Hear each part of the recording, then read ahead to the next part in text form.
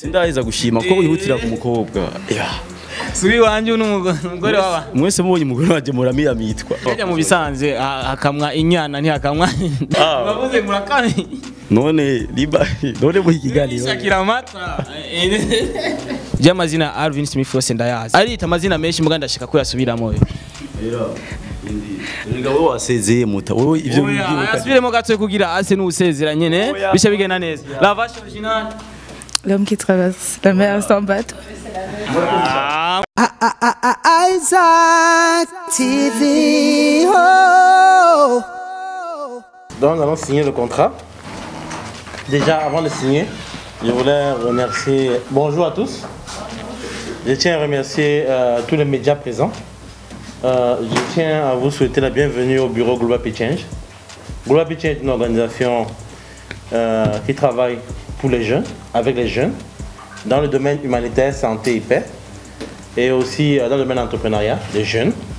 C'est un grand plaisir pour Global Peace Change au Burundi de prendre ce matin, de signer un contrat de partenariat d'une année avec un grand artiste au Burundi, à M. Alvin, qu'on remercie déjà pour son dynamisme au pays.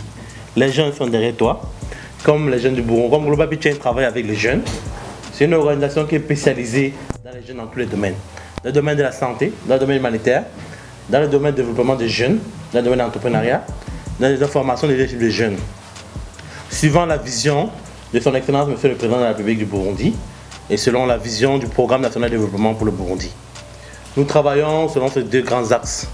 Et je salue aussi, j'en profite pour saluer aussi toutes les autorités burundaises, et avec tous les ministères sectoriels avec qui nous travaillons. Le ministère de la Jeunesse, le ministère de la Santé et aussi le ministère de l'Intérieur qui sont nos ministères qui nous régissent. Mais je salue aussi les médias pour votre présence et aussi pour votre soutien continu à l'organisation Global Peace Change et aussi à cette grande artiste qui sera le grand ambassadeur pour l'année 2021. Il faut noter que son choix a été parmi plusieurs autres artistes, mais on a pensé que ce grand artiste qui représente la jeunesse burundaise sera un grand atout pour notre travail. Donc je vais donner la parole à ces grands artistes et je vais signer le contrat et ils vont aussi signer. Merci. Bon, ok, merci beaucoup. Ce que je peux dire, c'est je tiens à vous exprimer mes remerciements pour la confiance que vous me témoignez en tant qu'ambassadeur de Global Peace Change Burundi l'an 2021. Merci beaucoup.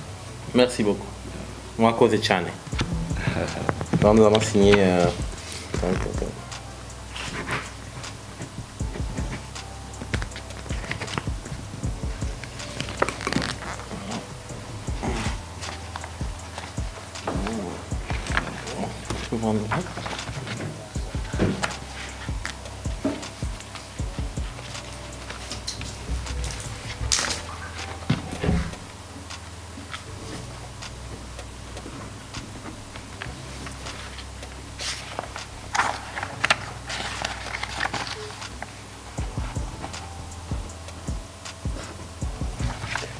Merci.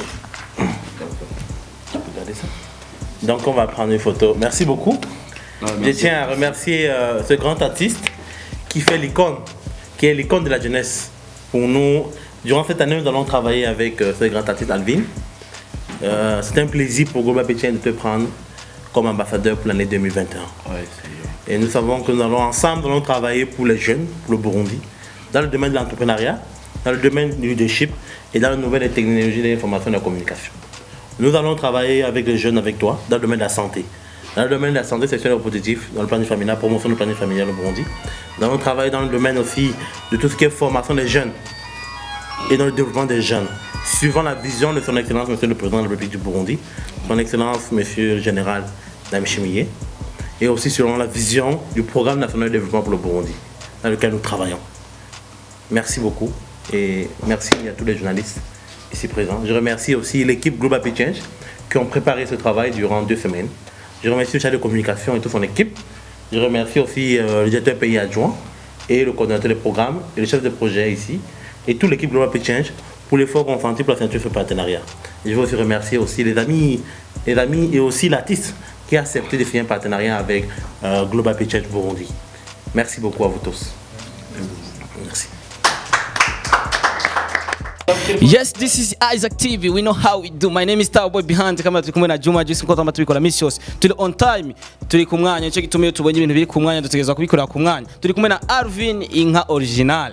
L'homme qui traverse la mer sans bateau.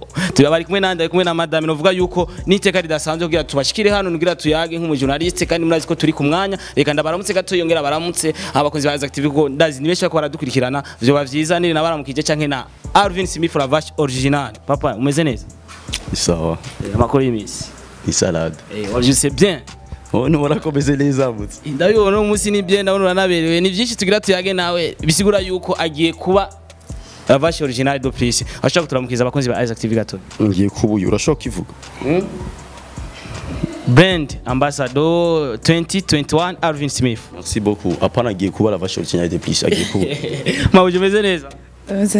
Madame Arvin Smith ariko reka nje hagati byo bavyiza gusumba pana kushira pembeni ibi nivyo muhera muri kumwe sivyo patro novuga yuko ni teka Arvin Smith ariko aratera igihugu cyacu Burundi nk'umuririmbyi nkuko abikora neza cyane gose ubikora neza cyane gose kwanza much respect mbega kuri ino teka cyane ino teka utewe na ino shira hamwe ugiye kuba ambassadeur wa 2021 umwaka wose nibaze yuko na 2020 ashobora kukongera ninakora neza none numva yuko bazonyongeraga mona mvuga ati ibi byose wabishitse ko kubera akazi kiba usanzwe ukora ka music bimwe hari kubikora bakabipinga ariko uko wabikoze kose novuga yuko nivyo bivuyemo amatuni yaba ibya bose nabo bari gutora mugari mba batoye jewe ni kubera babona yuko nkora neza kandi ari umuntu ariko aravuga ati mbega kubera iki bashobora gukora nkabijya ukora ubabwire yuko ingendo wundi ravuna na cyane cyane Lavash original tumenye akunda kwambara udupira twanditse ko Lavash canke ariko ijya foto yiwawe mbega tuno dupira aho tuzokwiragira ku buryo bose bashobora kutwambara twanditse ko Arvin Smith canke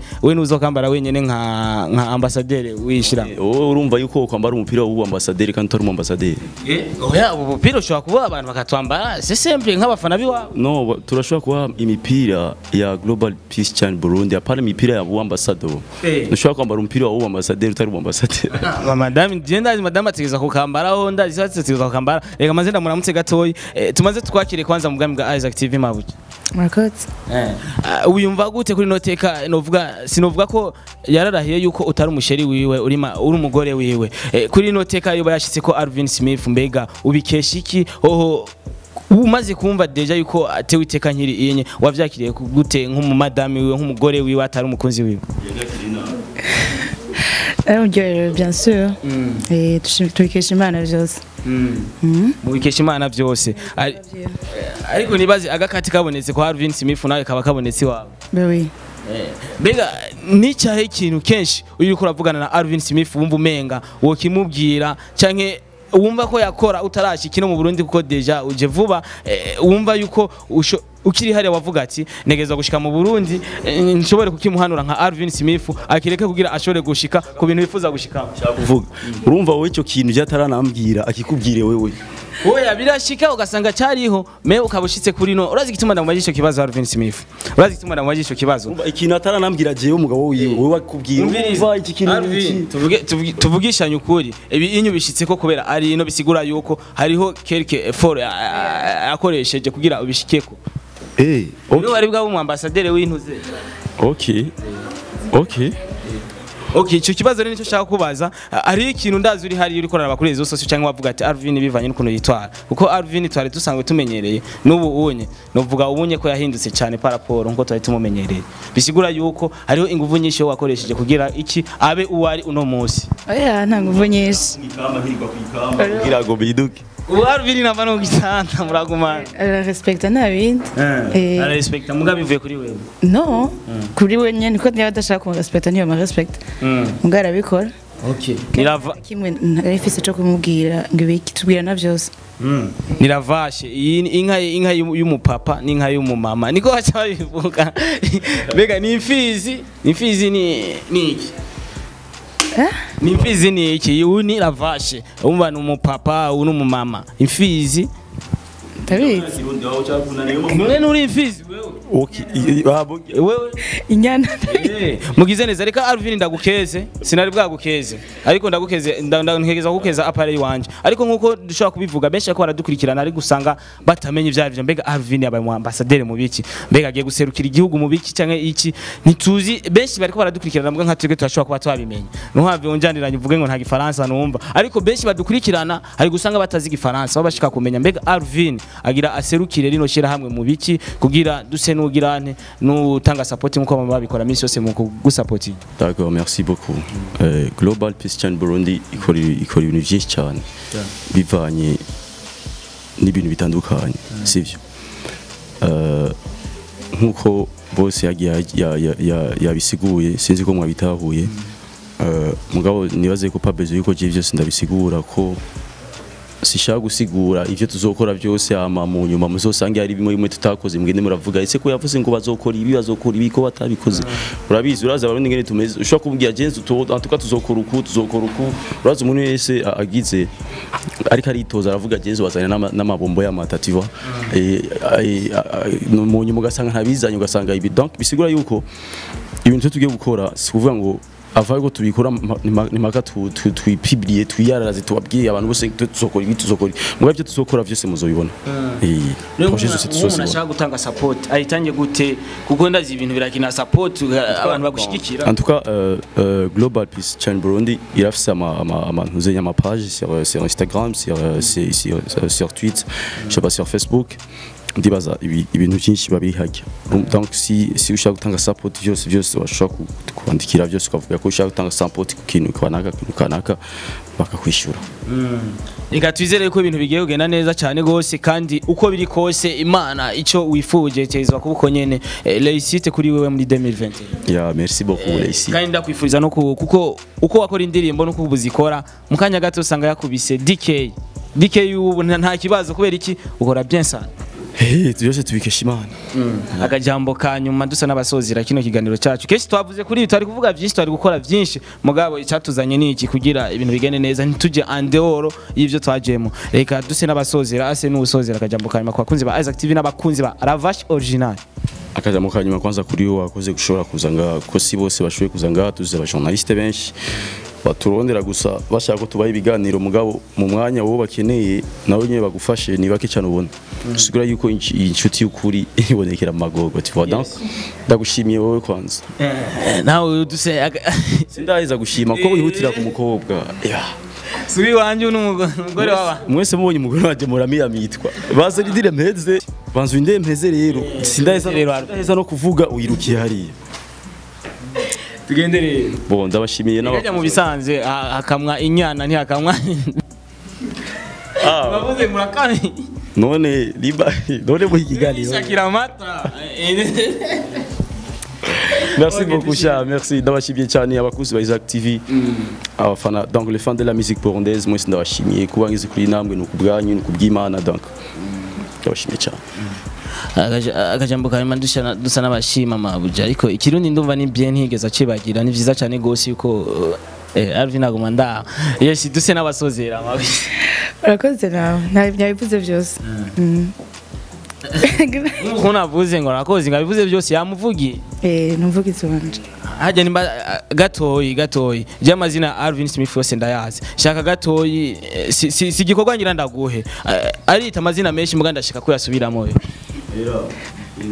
Rega wowe wasezeye muta wowe ivyo bigiye asubiremo gatoyi kugira ase n'usezera nyene bisha bigena neza la vache originale l'homme qui traverse la mer sans bateau murakoze cyane cyane cyane ndabakunda cyane gose bakunzi ba Isaac TV nubona kino kiganiro ubwa mbere ucugira partage share kugira duteze imbere ivyiwacu kandi ukoze neza uzoshimirwa ko ni wakora nabi nta muntu azokubona kora vyiza kugira ibintu bigende fresh yes my name is Starboy behind kamera kumwe na Juma Jux ni Starboy jeno kuri Instagram ni Starboy Isaac TV birafatanye ni vyiza cyane gose turabakunda ciao ciao